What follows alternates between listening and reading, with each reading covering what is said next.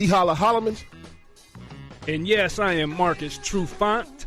And we are here, just like we are every single Wednesday night on Hump Day, the middle of your week to get you through the rest of that week. Every Wednesday night from 6 to 8, we'll be in here tonight holding it down, talking to you about everything that we feel is important to be talking about in the barbershop, as only we do in the barbershop. Tonight, we're going to be talking about some of the activities that took place over the past week. We've had some interesting activity in the Hall of Fame, both the NFL and the Major League Baseball Hall of Fame. We're going to talk a little bit about the Olympics. Of course, that's been big news this week. And, of course, as always, we're going to discuss our beloved Seahawks. Tru, what's been happening with you, man, since I saw you last 7 days ago? 7 days ago. Well, I had a long weekend. Been a long weekend, lots of stuff going on. Kids, soccer tournaments, and I was on my weekend warrior stuff. I'm burning up the highway. I'm driving back and forth to Federal Way, and You know what? You and I have been talking about this for a couple of years now. I was originally the guy that was the soccer dad. I had all the kids going back and forth. I was out there sitting in the elements, in the rain, the sun, the snow, the sleet, watching my girls play soccer. Now I've passed the baton on to you. How does it feel now that the 10-year NFL legend that is now on the sideline watching young girls play soccer? It is one of those things. I am definitely comfort over style. At this last game, I had on Birkenstocks with socks, church socks. Oh, say it ain't so. And some pants and a T-shirt. It's all about being comfortable, man. You know, you driving back and forth, you're bringing snacks, you're carting around cheers, all types of stuff. But it's good fun, man. The parents was really involved on on both teams at the tournament I was at, and you just cheer your kids on, man, and it's all about supporting your kids. That's really what it comes down to. So you do anything for your kids. So I know where you're at, T. I feel exactly where you was coming from, and now that my kids are getting older, I'm just really involved. One of these things I want to tell our listeners is, you are very involved, and you say it's always comfort over style, right? Mm-hmm. One of the things I will say that I saw that you broke out last year doing your daughter's soccer, and this is both comfort and style. I've never seen this before. In all my years of dealing with soccer, you guys have these tent canopy chair things that is all encompassing that you can't get rained on, snowed on. Tell me about that. Yes, of course the wife is gonna. I'll give her all the credit in that. Amazon or wherever she shopped to get those. They're great. So you can fit 2 to 3 kids in there. You can fit a stroller in there. It's like a little tent, or just like you said, a little igloo to protect you from the elements. And but that's cheating, man. You are cheating. Last year going to these soccer games, man, it was some rough weather out there. So instead of not going, or instead of hiding out in the car, we just got in our little tent and we was able to watch the games. As our daughter slaved and fought through the elements and made it happen on the soccer field, and we was out there nice and dry in the tent. I'll tell you like this. I'll be honest with you. The only reason I brought it up is because I was a little jealous. I was a little hater in me came out. Don't hate, T. I've been sitting out there for a decade watching girls soccer in the rain and snow, and I want one. So I'm kind of putting the message out there to the universe. I let Jess hook you up, man. I let her know where we got. I'm looking forward to it, man, because I got a few more years with outdoor soccer. But this weekend, Tru, I got to tell you what happened, man. I was mentally preparing myself. I know I spoke to you earlier this year about this weekend being, not just the inaugural kickoff of the football season with the NFL kicking off the preseason. It was the last weekend that we were going to ever have for the next foreseeable future until February, where we didn't have either college football, professional football, some form of football going on. So I had gotten myself together, Tru. Friday night, I went to bed early, made sure I had enough to, proper rest and the proper nourishment, and then woke up Saturday, got a good workout in, got my mind right. Sunday, I got together in the kitchen and made some tacos, had my little 6-pack of brew ready, went to the couch, turned on the TV, and there was no football on. It was supposed to be the Hall of Fame kickoff game, the Colts versus the Packers, and there was no game. They said they had a field malfunction. Now, Tru, have you ever heard anything like this before? They said there was a problem with the painting on the field, so they had to cancel an NFL game. like the painting, like the lines, the first down and the yard lines and all that. Come on now. They said something. This is the excuse they gave. Something about the midfield section of the field where it was painted, and they had laid something down on top of it, and it made the field apparently unplayable. It was too hard. I guess in some sections it had looked like concrete, and It was impossible to play on. Man, I heard of you get all types of stuff when it comes to the elements. You get rain delays, you get snow delays. Okay, it's freezing, it's 10 to 15 below, all that kind of stuff. But I've never in my life or in my playing career heard of anything to where the paint or to where the field is unplayable due to, something that it's something that a human has done. Exactly, right? human error. And it wasn't like you said, it wasn't like there was a rain delay. It wasn't like the weather had affected the field and made it too soft because it was an artificial turf. It wasn't, or it froze over or something like that. It wasn't that. So. Right. All I got to say is whoever was in charge of the field, and again, it seems to me like somebody had took some money and took some shortcuts. You know what I'm saying? They had the money to build a field. They knew this game was coming for at least an entire year, right? They knew every year we have the Hall of Fame game, this weekend that we have the Hall of Fame induction. Somebody's head's going to roll, Tru. Whether it be somebody from the company who provided the field, whether it was the people who were responsible for installing it, I think somebody's head's going to roll. Somebody's going to lose a job behind this because you cannot mess with the NFL and its money. And this was a big deal for the NFL to have this game. Again, lots of fans came from Green Bay to support, as they always do. They come from everywhere. And then lots of fans from Indianapolis. I think it's more of a travesty because there are young players that were on this team who were looking forward to having an opportunity to display their skills. Their first opportunity out of college. And a lot of them maybe not even having a real legitimate shot at making the NFL. But this was one opportunity they're not going to get. Like, for instance, the guy that's going to back up Aaron Rodgers. Aaron Rodgers is all-pro everything. He's not going to come out of the game in the season for any reason. This was going to be that young man's opportunity to shine in the National Football League. And that's all the way around. I think it's a domino effect. You talk about stuff like that, it even gets deeper. You talk about the families who are going to be watching the game of that player, and then you could go so on and so forth. So it's a lot of people affected, and just like you said, a lot of money's on the line with the TV contracts and all that kind of stuff. So it could get pretty serious. I don't know who's exactly at fault, but somebody got to pay the price. Somebody's got to go. Exactly. Somebody's going to get the chop, guarantee you. But outside of the game that we did not get to see, we did have an opportunity to watch the Hall of Fame induction ceremony, and the class of 2016 was a pretty good, solid class. And I would have to say, you look at the people who were inducted this past weekend. Kevin Green from Pittsburgh, he was, one of the all-time great linebackers. You think about how he used to play. He stands out as, one of those Dick Butkus type of linebackers, one of those high energy, one of those guys that are, fight you tooth and nail to the very last whistle. He's definitely a good inductee for the class of 2016. Orlando Pace from the St. Louis Rams. He was the anchor on that offensive line that was the greatest show on turf.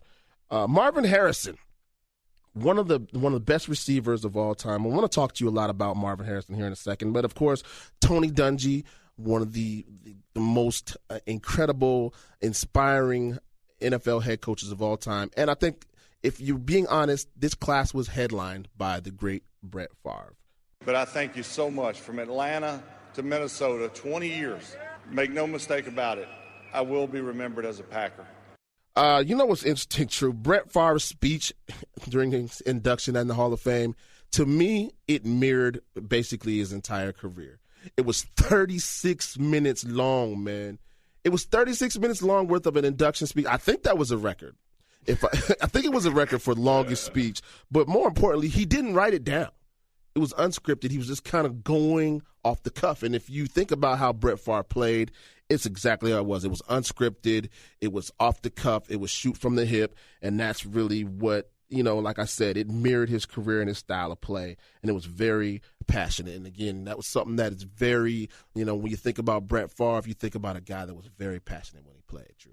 Yeah, I agree with that. And, playing against Brett, that's exactly how he played. He was off the cuff. He at times it seemed like he was just calling his own plays, like he wasn't even listening to the coaches. And I think at times he may have called his own plays, and he was good at doing it, man. He made a lot of big plays. He made a lot of bad plays, but he did exactly what he wanted to do, and he was just good at it, man. He was a competitor, and he just never wanted to let anybody down or let himself down, and he was always competing with just with himself, I think. I think he always wanted to go above and beyond, and he said that in his speech that he was referring to his dad and how his dad was in like a meeting with one of the high school coaches or something like that, and he was sticking up for him, saying that he knows his son. He might not have had the best game at this game, but he can guarantee that his son's going to come back. He's going to play better. He's going to do that. So, and Brett, in his speech, he said that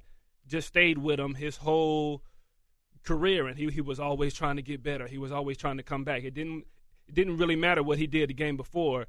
He was just trying to get better and better. So yeah, he had spoke very frequently about his dad, and I knew that just from watching him and being a fan of Brett Favre and a fan of football, that his father was very instrumental in his success, and he was very passionate about his dad. I can recall watching, I think it was a Monday Night Football game right after his father had passed away, and no one in the country really thought Brett Favre was going to play that game. And he came out and had a stellar game, and won in Brett Favre fashion, of course.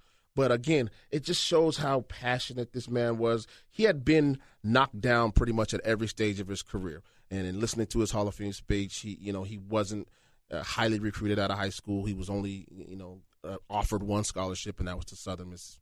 And then he went on after college, and he wasn't really highly recruited as a professional player, and he wasn't given the opportunities that he thought that he deserved. And now in hindsight, when you look at it, his failed career in Atlanta, they didn't really give him an opportunity to do what he was supposed to do there, and he got the chance to be traded to Green Bay, and we all know the rest is history. So it goes to show that just because, you might not start off with the best, resume, or you might not have the highest accolades, it doesn't mean you cannot turn out to be great in the end, as we see Brett Favre is now Hall of Famer.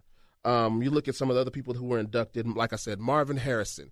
He has some of the best numbers for a wide receiver in the history of the league, man. And the thing about Marvin Harrison that stands out to me, Tru, is he kind of just did his thing in kind of a workman's fashion. He wasn't very flashy. He didn't stand out like, he wasn't a big showboater. He didn't, to me, appear like a guy like that you would say, oh, my goodness, this guy is just a tremendous game changer. But, in fact, he was. He was a game changer. He was the number one target for Peyton Manning for a lot of years. And the most strangest thing to me about Marvin Harrison is that he just kind of disappeared.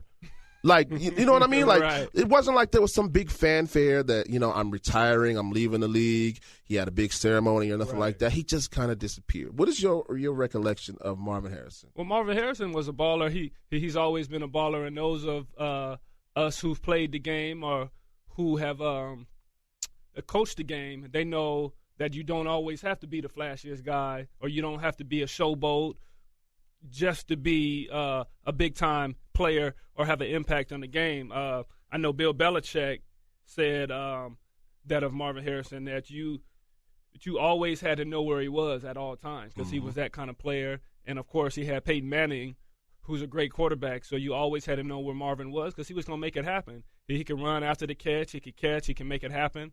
And playing against him my rookie year, I kind of got taught a lesson in how not to get excited after you make a couple plays. Oh, what? Yeah, so what happened? I'm not going to let you off the hook just like that. Well, what do you mean? You don't get excited. You got to stay in the moment. What happened with you and Marvin Harrison? Yeah, you got to stay evenly keeled. You can't go from 0 to 100. You just got to stay at about 50. So, I make a couple plays on him and Peyton Manning in the preseason. I'm a young rookie. I'm excited. I'm out there with the fist pump, this, that, and the third. But, they have a individual huddle, and it's just them two, and they kind of look over at me. They kind of nod their head. Wait. An individual Peyton huddle, Manning just and them Marvin two. Harrison had a private meeting to talk about you. Private meeting. Okay, this young guy's making too many plays. Let's go to work. I know it's the preseason, but then after that, he started catching some balls. I think they might have caught a couple touchdowns on me after that. So, I was taught a lesson. You got to be focused, and you just got to stay even. You can't get too excited. And I think that's what you said about Marvin, that he just went about his business. He didn't do a lot of celebrations and all that foolishness that you see a lot that's going on now. He just went about it, and he made it happen, and it shows in his numbers. That's one thing that we get here in the barbershop when we talk about, only in the barbershop, or we're on the ground, or we're the voice from the locker room. Marcus, you had the opportunity to play in the NFL for 10 years with the same team. You got a chance to play against some of these guys like Marvin Harrison, who has been inducted into the Hall of Fame this past weekend. You also got a chance to play against Brett Favre. Yes. Do you have anything that you can remember specifically about stepping out on the field with Brett Favre? See, now, me personally, like I'm a little bit older than you. I'll go ahead and let the cat out of the bag. Yes, you are. Yes. I'm a little bit older than you. But even myself being older than you, I can remember being a young guy and watching Brett Favre play and saying, oh, my gosh, these guys, like these are the guys that used to be on my wall, on my posters, and, I would look up to. So I can only imagine a younger guy stepping on the field and saying, hey, this is Brett Favre. This is somebody that I've looked up to for a long time, and now I'm getting a chance to go out there and intercept his passes and make tackles against him. What was your thought stepping out on the field with Brett? Well, we're playing against Brett. He was just so unorthodox, playing in the cold, playing up in Green Bay. Okay, I'm covering my guy. I think I got good coverage.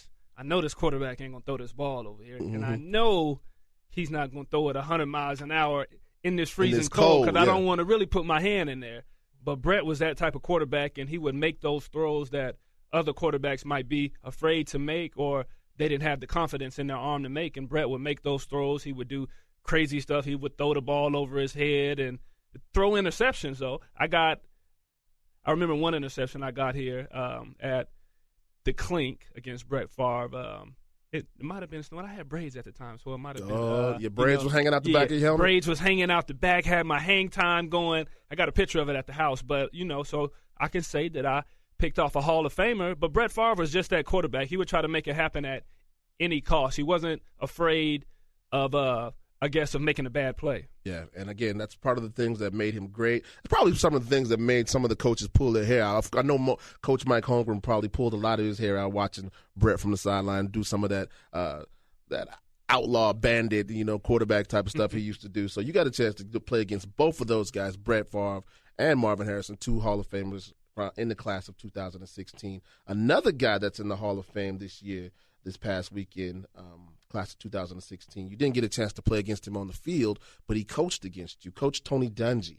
Now, Tony Dungy is one of the most inspirational coaches to me and to many people across the country in NFL history, especially being a young black man in America. I like to think that, in my mind, like I just mentioned, I'm a little bit older than you, Tru.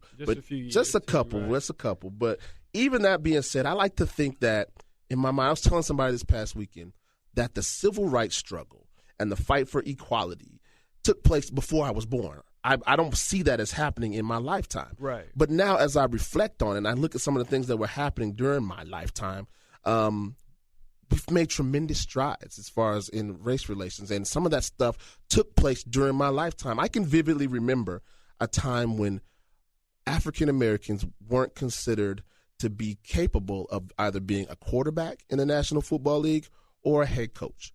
If you take it back to 1977, and Coach Dungy spoke on this during the Hall of Fame acceptance speech, that there was a time there was only 10 black assistant coaches in the National Football League. And now you flash forward to today and you see the preponderance of minority coaches in the league, and it was all kind of spearheaded by a guy like Tony Dungy, who was the first black head coach to win a Super Bowl. I think it's just an amazing testament to what he's been able to do and what has happened in the National Football League over the last several decades. Absolutely. And just like you said, T, I didn't get a chance to, play for Coach Dungy, but I know people who have.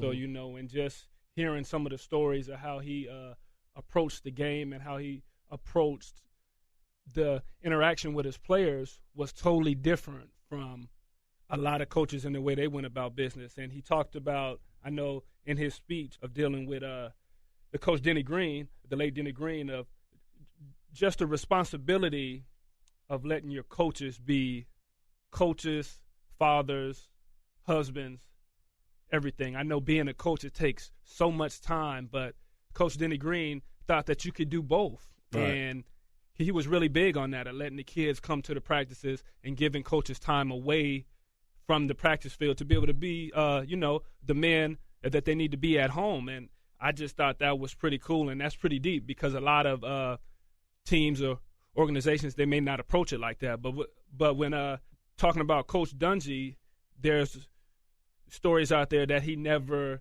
really raised his voice, and he never really cussed at the players and stuff like that. And you think that was only him. But if you think about Pete Carroll and what he brings to the Seahawks, it's from top to the bottom, and they do things all the same way. So it just wasn't Coach Dungy. It was all of the assistant coaches. It was everybody involved, and that's how they approached things, and that's how he got it done, and that's how he wanted it to be. And it was even one of those things in meetings, if you made a bad play or you did something wrong, he wouldn't yell at you and scream at you. He would press pause on the film, and he would ask, do you think you can make this play? And it was a yes or no answer. Mm-hmm. And then if you said yes, then he was like, okay, I need you to make it. If you can't do it, I'm going to find somebody else to do it. Yeah. And it was as simple as that. And that's what he brought to the table, man. And I think that's why his players and everybody around him, they just really loved him, because he kept it so real and he did it in a different way. You know, one thing I want to say about Coach Dungy is, again, he was so inspirational and such a trendsetter and a trailblazer when it comes to, again, African Americans in the National Football League, being able to lead a team. And he's done some incredible things since he was first became a coach in the National Football League. He was the youngest assistant coach ever at age 25. He was the youngest coordinator at age 28 in NFL history. And again, he was the first black head coach to win a Super Bowl. And I tell you like this, I had the opportunity, I just bumped into him one time at Nike down in Oregon one day. He was walking around shopping. Yeah, I guess his son was going to Oregon for a while, so he was down there doing some shopping. And it was the first time in my life I had actually met a celebrity, and I was kind of like, wow, I need to go meet that guy and shake his hand. So I did. I walked up and I said, hey, Coach. I called him, hey, Coach. Yeah. Like, hey, son. And he asked me my name and talked to me for about 2 or 3 minutes, man. So it was a very, like I said, awe-inspiring moment, man. I think this class of 2016 NFL Hall of Fame inductees was well-deserved. There was one possible snub, and it has been talked about incessantly online in our Facebook group. Some of the critics and some of the experts around the country have been talking about it. Terrell Owens was eligible to be inducted into the Hall of Fame on a first ballot with this class, and he was left off the ticket. Now, my question is, if we look at the numbers, or if we just look at their body of work, Tru, do you think this was a legitimate snub? Do people have a right to be upset that Terrell Owens wasn't inducted into the Hall of Fame?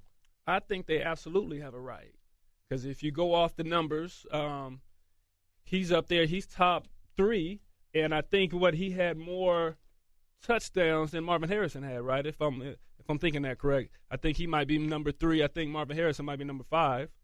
So just going off numbers, he is definitely a candidate, and people have a reason to to bring up the conversation. But I think it is, people, or maybe the Hall of Fame voters, they can't separate the player and his personal life. So, some people, they may not agree with T.O. and some of the stuff he does, and you go back to him doing the sit-ups in the driveway and all this kind of stuff, and all the stuff you see on the field, of course, the Sharpie and the sock and all that kind of stuff. And people might not agree with that, but the guy was a baller and he put up numbers. And, so I think people do have a reason to be upset. I'm going to break down these numbers for you, Tru. Check it out. Marvin Harrison, who was just inducted this past weekend, had 1,102 receptions. Terrell Owens had 1,078 receptions. Total yards, Marvin Harrison had 14,580 yards. Terrell Owens, 15,934 yards. In touchdowns, Marvin Harrison had 128. Touchdowns for Terrell Owens, 153. Yeah, so I'm not taking away anything from Marvin Harrison, of course. He's a baller, did his thing, but T.O. deserves to be in that conversation as well. Absolutely does. Hey, man. Unfortunately, I don't have any votes. Tru, I don't think you have any votes, so we're going to have to wait another year to see if Terrell Owens gets in there. But again, I want to say congratulations to the entire 2016 NFL Hall of Fame class inductees.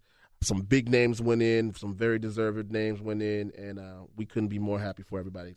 Coming up next, a couple of other potential Hall of Famers that spent some time here in Seattle had a big weekend as well. We want to talk about it when we come back here on The Barbershop, right here on 950 Sports Radio KJR. Now back to The Barbershop, powered by Snoqualmie Casino, Seattle's closest casino, and by Talking Rain on Sports Radio 950 KJR. Welcome back to The Barbershop Show here on Sports Radio 950 KJR. My name is Terry T-Holla Holloman. I'm here with Marcus Trufant, a.k.a. Tru. Yeah. We'll be here every Wednesday night from 6 to 8, holding it down, talking about all the sports, all the current events, everything that's cool to talk about in The Barbershop. You can also find us this year during the week of every Seahawks home game. We'll be broadcasting live from Snoqualmie Casino. So if it's a home game, the Seahawks are playing that Wednesday, you can come down to Snoqualmie Casino and catch me and Marcus Trufant live and come shake our hands, get an autograph from Mr. Trufant, and take a picture. Just come hang out at the casino. You cool with that, Tru? I'm good with that. They just don't want my autograph, T. They might want to say what's up to you, too, brother. Well, you know what? They might want to come say hi to Stanky Steve, too. Yeah. Stanky Steve, you going to come out with us?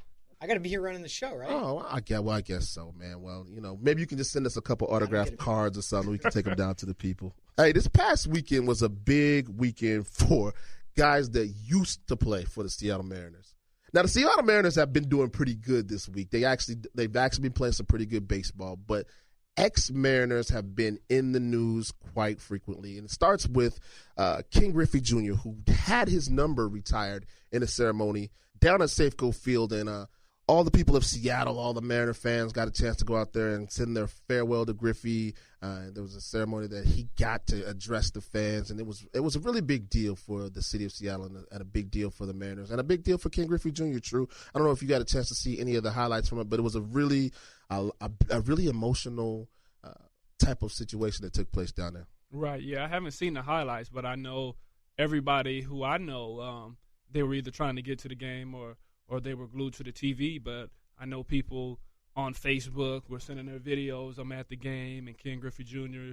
and this and that. So I know it was really a big deal, and I know it's really emotional for him, but I know it's big for the city, and it's just big for everything Mariner. You know who was down there? Stinky Steve. Stinky Steve, you was in the building? Yeah, I went down to the game. It was good times. To be perfectly honest, I actually didn't even stay past the end of the ceremony. I just wanted to see the kid. I wanted to see the curtain come back and, see him right next to Jackie Robinson, the guy that he was looked up to. He was the one that proposed that everyone wear number 42 on Jackie Robinson Day, and then to see his number right next to him, and he teared up a little bit, and I think everyone in the building that night, had. Yeah, what was the emotions like? What were you going through? What was the feeling in the building? It was electric. I mean, it felt like a playoff game. I mean, it was a packed house at Safeco Field.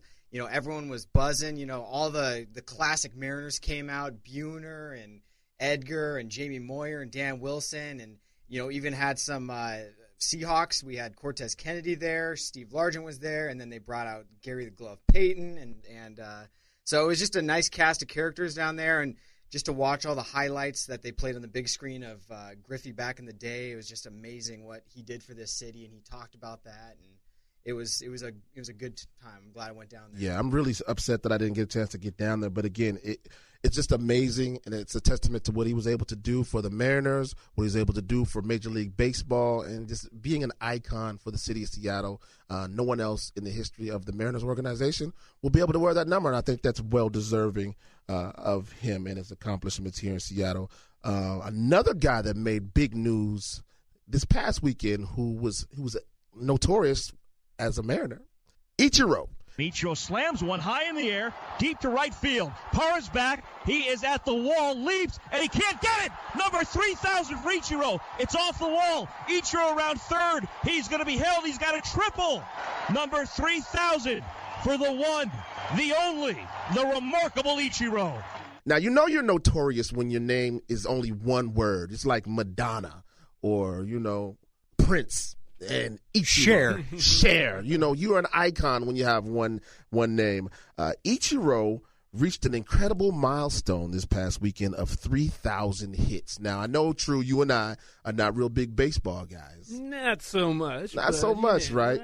But, right, you know, we gravitate towards big things in the sport when things happen that are, you know, national, you know, big milestones. And I would say Ichiro making 3,000 hits is a huge feat, a huge accomplishment. And I don't know, did you get a chance to see any of this that took place, Tru? Yeah, I watched the play, of course. Mm-hmm. I seen the 3,000th hit, and he looked good, man. He's still running around. He looked real good for an old man. Yeah, so he's like 40 and some change, right? He was 42. Right. 42. 42. He took off his hat. He's a little gray now, but yeah, he's got a little dust. I'm gonna give him there. that pass. But yeah, he's still doing his thing, and people thought that he was done, but he's kind of resurrected himself, and you know he's came back, man. He's still moving around and doing things that he was doing when he was younger. So you got to tip your hat to a guy like that. And of course, while he was here as a Mariner, he always did his thing. And they had that season, 2001, I guess, when they made that run, and he did some great things. Think he was MVP or had some MVP? I think he was an MVP at one point in his career. Right.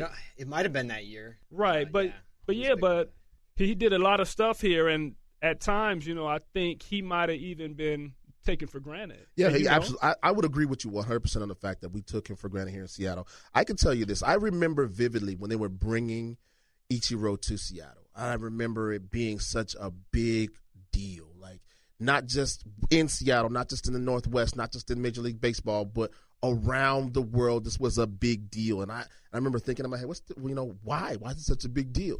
They're just bringing in this guy, this Japanese pitcher, and I said that in my mind because traditionally when they brought guys over from Japan, right, and it wasn't that many before Ichiro. There wasn't very many Japanese baseball players that came to play in the major leagues, and the ones that did come were pitchers. And Ichiro, they said he's going to be, you know, he's an incredible hitter. He's incredible in the outfield. And I was like, yeah, this is probably going to be one of those things that doesn't last. It's kind of like a fad. You know, we'll see what happens. And the guy turned up to be an amazing player even to this day, decades later. You look at his career, now that he's reached 3,000 hits in his career, you look back, he's had 10 consecutive seasons with over 200 hits, and no one has ever done that in the history of the major leagues. Ichiro's the man, and that you have guys, his teammates and people who he played against, they just talk about his discipline. They just talked about just how he was the master of his craft and just how he really approached the game, and he was just a real professional. So that's just good to see, and that goes a long way. And you talk about these guys like him and Marvin Harrison. They just come to work every day, and they're trying to get better every single day of their career. Yeah, and another guy that used to be in a Mariners uniform who is now leaving the game unceremoniously or ceremoniously, however way you want to look at it, good, bad, or indifferent, A-Rod. This is a tough day. I love this game, and I love this team. And today, I'm saying goodbye to both. No athlete ever ends his career or her career the way you want to. We all want to keep playing forever, but it doesn't work that way. Accepting the end gracefully is part of being a professional athlete. Saying goodbye may be the hardest part of the job, but that's what I'm doing today. He will be retiring from the Yankees this weekend, and it's kind of like a forced retirement. It's definitely not on his own terms. The team announced that they're really basically trying to reorganize and go with this youth movement. And they said, hey, A-Rod, we're going to let you play this last Friday. It's going to be your last showing. We're going to pay you to finish the season. We're going to pay you next year another $20 million to be – yeah, it's not a bad severance package. You know what I'm saying? You're going to come back and be an ambassador and a special advisor to the team. We're going to pay you another $20 million. So he's being let out. And my question to you, Tru, real quick before we get out of here is what is A-Rod's legacy to you? Is he a Hall of Fame prospect? Is he a guy that you think when we look back on him 10 years from now, is it going to be in a favorable light? Well, I think you can kind of compare him to the T.O. conversation because a lot of people don't really like A-Rod at this point, but you can't deny the type of player he was and just what he brought to the game. So, I don't even know baseball like that, but I know that A-Rod has did a lot of great things in the baseball world. And well, I'll tell you real quick. I'll give you the numbers. He's had also over 3,000 hits, 3,114 hits, 696 home runs, 2,084 RBIs, 2,021 runs, and 329 stolen bases. Right. So his numbers are pretty doggone good, man. Yeah, his numbers are awesome, but I guess you do got to draw the line somewhere.